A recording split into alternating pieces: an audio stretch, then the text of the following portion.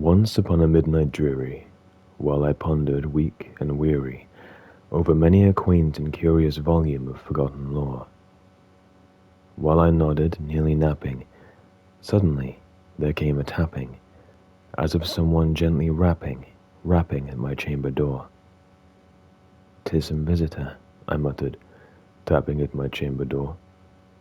Only this, and nothing more. Distinctly I remember, it was in the bleak December, and each separate dying ember wrought its ghost upon my floor. Eagerly I wished the morrow.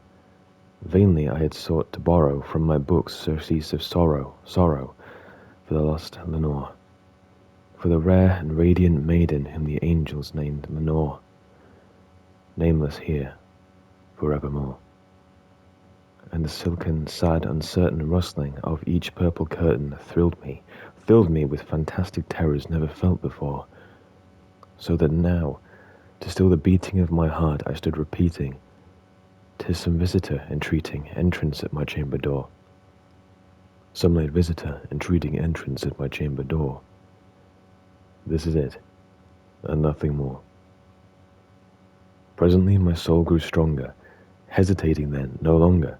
"Sir," said I, "or madam, truly your forgiveness I implore, but the fact is I was napping, and so gently you came tapping, and so faintly you came tapping at my chamber door, that I was scarce I sure had heard you." Here I opened wide the door. Darkness there, and nothing more. Deep into that darkness peering, long I stood there, wondering, fearing, doubting, dreaming dreams no mortal ever dared to dream before. But the silence was unbroken, and the stillness gave no token, and the only word there spoken was the whispered word, "Lenore." This I whispered, and an echo murmured back the word, "Lenore." Merely this, and nothing more. Back into the chamber turning, all my soul within me burning, soon again I'd heard a tapping somewhat louder than before. "Surely," said I, "surely that is something at my window lattice. Let me see then what thereat is, and this mystery explore. Let my heart be still a moment, and this mystery explore. 'Tis the wind, and nothing more." Open here I flung the shutter, when, with many a flirt and flutter, in there stepped a stately raven of the saintly days of yore. Not the least obeisance made he, not a minute stopped or stayed he, but with mien or lord of lady perched above my chamber door, perched upon a buster palace just above my chamber door, perched and sat, and nothing more. Then this ebony bird, beguiling my sad fancy into smiling, by the grave and stern decorum of the countenance it wore. "Though thy crest be shorn and shaven, thou," I said, "art sure no craven, ghastly grim and ancient raven, wandering from the nightly shore. Tell me, what thy lordly name is on the night's Plutonian shore." Quoth the raven, "Nevermore." Much I marvelled this ungainly fowl to hear discourse so plainly, though his answer little meaning, little relevancy bore. For we cannot help agreeing that no living human being ever yet was blessed with seeing bird above his chamber door, bird or beast upon the sculptured bust above his chamber door, with such name as Nevermore. But the raven, sitting lonely on the placid bust, spoke only that one word, as if his soul in that one word he did outpour. Nothing further than he uttered, not a feather then he fluttered, till I scarcely more than muttered, "Other friends have flown before. On the morrow he will leave me, as my hopes have flown before." Then the bird said, "Nevermore."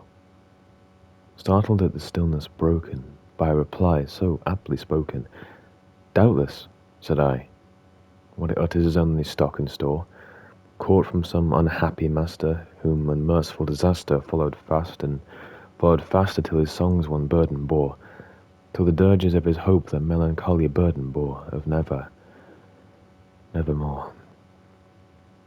But the raven still beguiling all my fancy into smiling, straight I wheeled a cushioned seat in front of bird and bust and door.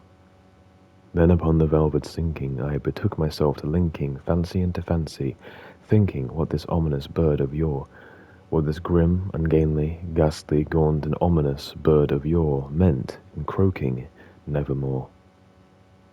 This I sat engaged in guessing, but no syllable expressing, to the fowl whose fiery eyes now burned into my bosom's core. This and more I sat divining, with my head at ease reclining on the cushion's velvet lining that the lamplight gloated o'er. But whose velvet violet lining with the lamplight gloating o'er she shall press nevermore. Then methought the air grew denser, perfumed from an unseen censer swung by seraphim whose footfalls tinkled on the tufted floor.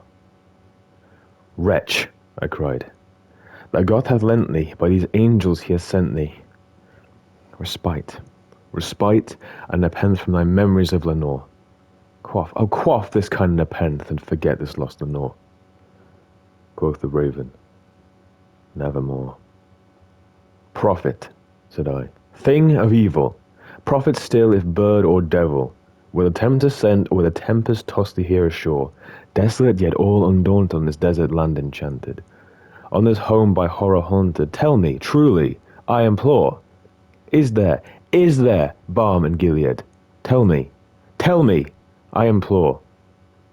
Quoth the raven, nevermore. Prophet, said I, thing of evil, prophet still if bird or devil, by that heaven that bends above us, by that God we both adore, tell this soul with sorrow laden, if within the distant Aidenn it shall clasp a sainted maiden whom the angels name Lenore. Clasp a rare and radiant maiden whom the angels name Lenore.